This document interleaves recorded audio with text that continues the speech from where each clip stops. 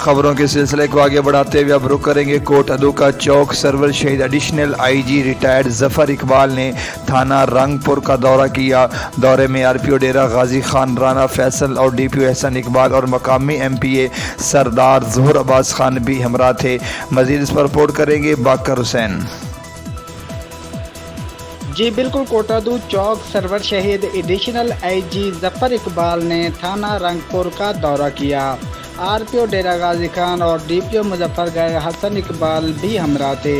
जब आईजी पंजाब थाना रंगपुर पहुंचे तो पुलिस के चाक व चौबंद दस्ते ने सलामी पेश की। इसके बाद थाना रंगपुर मुआयना और एसएचओ जहीद खान लगारी को शाबाश भी दी और इस मौके पर शहीद एएसआई मुलाजिम हुसैन के नाम पर खजूर के दरख्त भी लगाए। इसके बाद मीडिया से गुफ्तगू करते हुए इनका कहना था कि पुलिस अवाम की सहूलत के लिए जिद्दोजहद कर रही है।